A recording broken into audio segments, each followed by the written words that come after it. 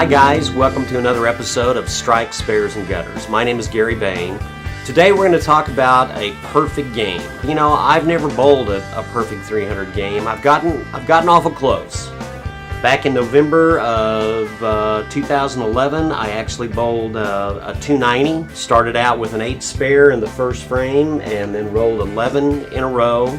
The only thing I remember about that evening was that it just seemed effortless. I mean, it was like I couldn't miss. I don't think I even had a lucky ball that night. It just seemed like every one of them was dead in the pocket and all the pins fell down. So I was really excited. I went running into the bar to tell my mentor at that time, who was Philip Leonhardt. I was so excited because he'd helped me with my game. And he said, "That's fantastic, Gary." He said, "I just bowled my 50th 300 game," or whatever it was. I still strive for that perfect game. It's like hitting a golf hole-in-one.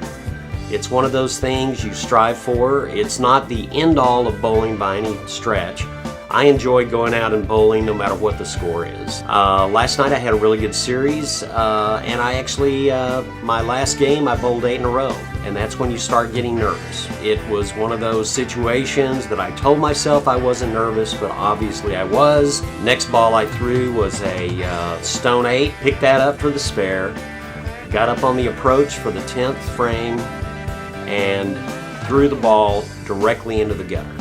I don't think it went 20 feet. Right into the gutter. I turned around, my teammates, the team we were bowling against, all the jaws were on the floor. They were like, "What was that?" And honestly, I don't know. It's just one of those things. I didn't feel like I was nervous, but boy, I must have been.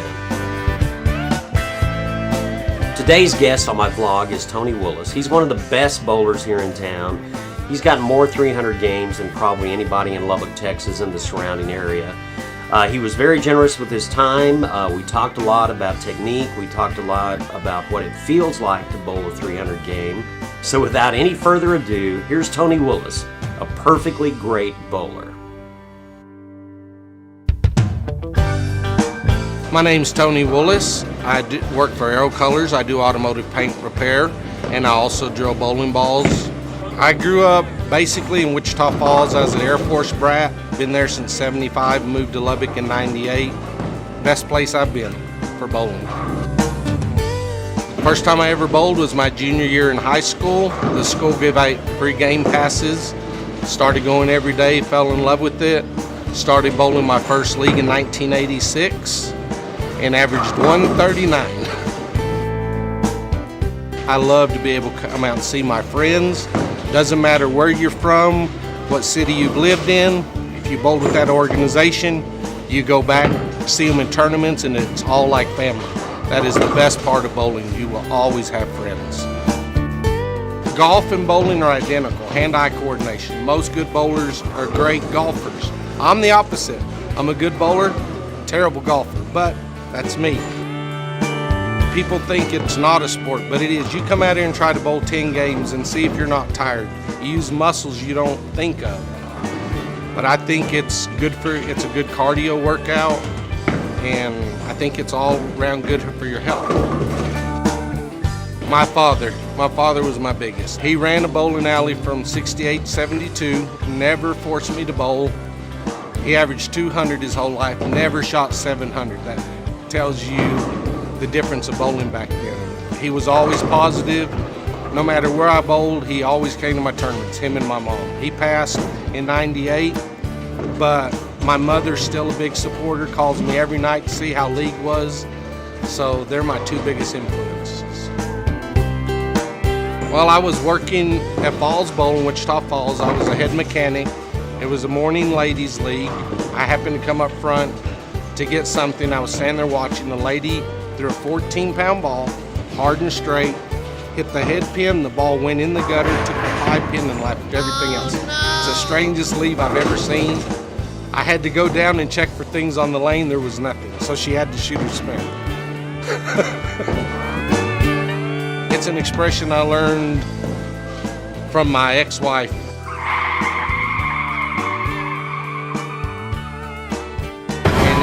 If the angle of the dangle is not in direct proportion with the heat of the meat, you cannot throw a strike.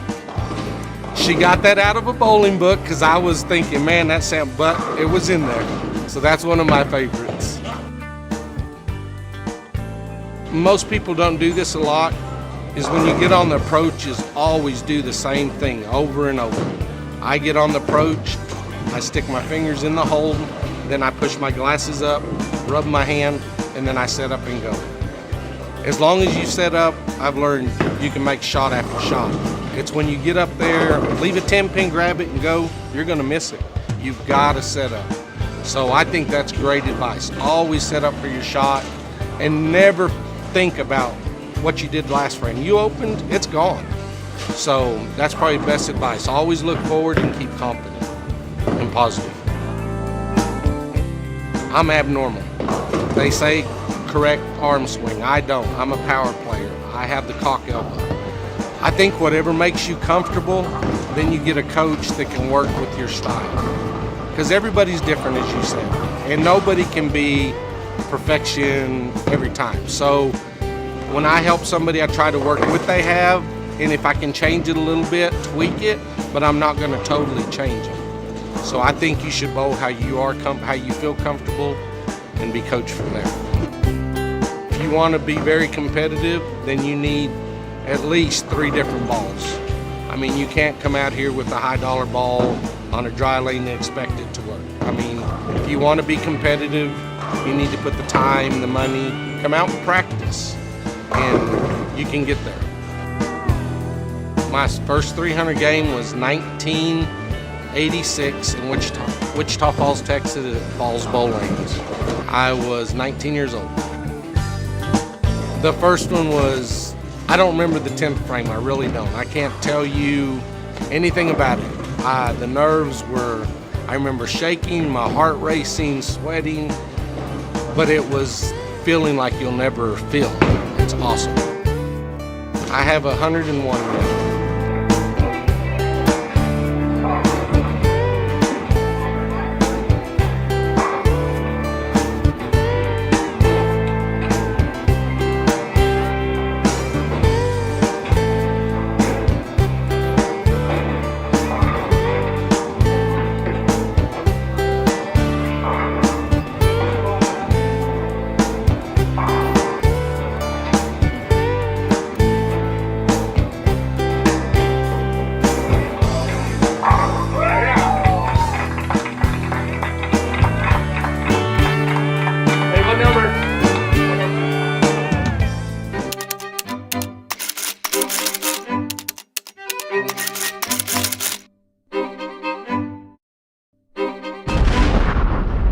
I always get nervous.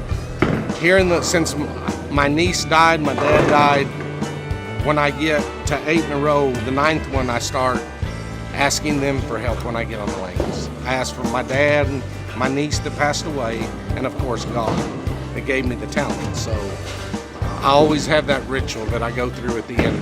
But as far as the difference, I still get nervous, I shake. If you're ever here and I have 9 in a row, you can find me. I'm walking back and forth. I'm trying to stay loose. The last ball, if I've got 11 in a row, take a couple deep breaths. Of course, get on the approach. Always ask for my help, Then I always move at least half a board left or a board, because you tend to either tug, and if you send it out, it gives it a chance to recuperate if you don't make a good shot. And then you let it go and you just hope. Pray for the best. My 101. It was on Wednesday night, a couple weeks ago. Threw the front 11 perfect. That 12th one, I moved in.